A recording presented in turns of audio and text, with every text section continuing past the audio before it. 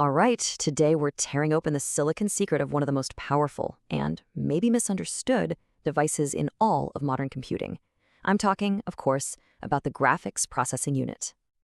So let's just kick things off with a question that honestly sounds like science fiction. How can a single device, one single chip, manage 36 times trillion calculations every single second? I mean, seriously, how is that even possible? Just to give you a sense of what that means, if you're playing a modern, super realistic game like, say, Cyberpunk 2077, your graphics card is pulling off this many calculations. And not just once, but every single second. It's a number so big our brains can't really even process it. Okay, so let's try to wrap our heads around this. Imagine every single person on our planet, all 8 billion of us, doing a long multiplication problem, right? Once every second. Well, to match what a single modern GPU can do, you'd need the combined brain power of over 4,000 planets just like ours. It's absolutely insane. So, how on earth does one chip do all that?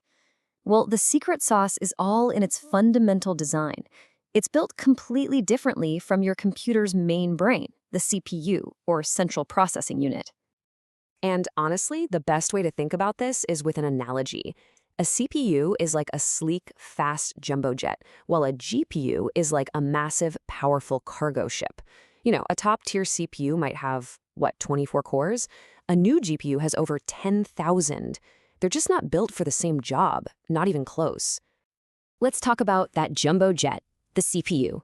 Its handful of super powerful cores are all about speed and flexibility. They're designed to handle a whole bunch of different complex tasks, one after the other, really, really fast. You know, stuff like running your operating system, connecting to the internet, handling your mouse clicks, the whole shebang.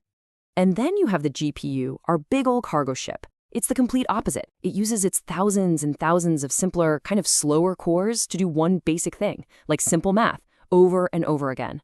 But here's the trick. It does it across a mountain of data, all at the exact same time. It's not about how fast it does one thing, it's about its insane capacity to do thousands of things in parallel. All right, so that's the big idea. Now let's get our hands dirty and actually peel back the layers. Let's look at the physical architecture of a graphics card to see how this parallel processing monster is actually put together. So you can see there's a definite hierarchy, like Russian nesting dolls. We start on the outside with the main board, the PCB, that holds everything. Plunked right in the middle of that is the GPU die. That's the silicon brain, packed with billions of transistors. And that brain itself is broken down into big groups called graphics processing clusters, and those are broken down into smaller streaming multiprocessors, until finally you get down to the thousands of tiny individual cores that do all the heavy lifting. Now, if you look at what that silicon die is actually made of, it's fascinating. The overwhelming majority of it, we're talking like 96%, is just packed with those simple CUDA cores. Think of them as thousands of tiny basic calculators. But then you've got these other highly specialized cores squeezed in. Tensor cores that are absolute beasts at AI math, and ray tracing cores, which are essential for creating those mind-blowing realistic lighting effects you see in games. Okay, so we've established we have this army of over 10,000 tiny calculators, but how do they all work together? How do you coordinate all of that to get to those trillions of operations every second? I mean, what's the actual method behind all this madness? Well, the secret is this really elegant, beautifully simple principle called SIMD. It stands for Single Instruction, Multiple Data. And it's exactly what it sounds like. You take one single, simple command, and you blast it out across a huge amount of data all at the same time. Let's make this real with a gaming example. The instruction could be something super simple, like, hey, take the coordinates of this one little point in 3D space and move them over here. That's it. That's the single instruction.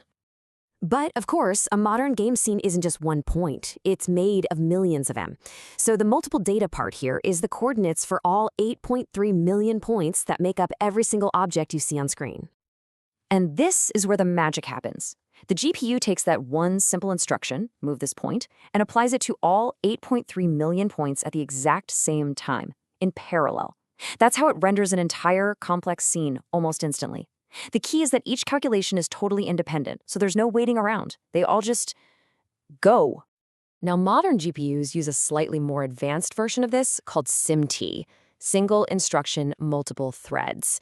It's basically the same idea, but it's a little more flexible. It lets the little tasks, the threads, finish at their own pace, which just makes the whole system even more efficient. Okay, so it's obvious this is a game changer for, well, for games. But this incredible power for parallel computing is now revolutionizing fields way, way beyond just making our games look pretty. It turns out that this cargo ship architecture, this ability to do simple, repetitive stuff on huge piles of data, is the perfect tool for some of the biggest challenges we have today.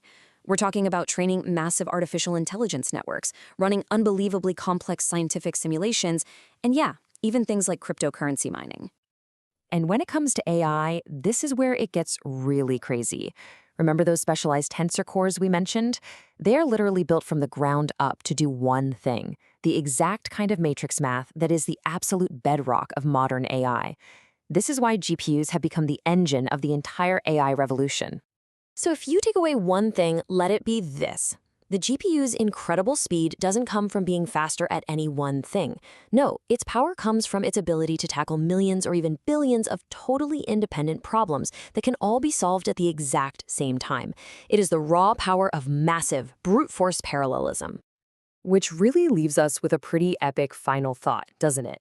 As this technology just gets more and more powerful, what are the next huge problems we're going to solve with it? We're already seeing it in drug discovery, climate modeling, and of course, creating entirely new forms of AI. The possibilities are just staggering. What's next?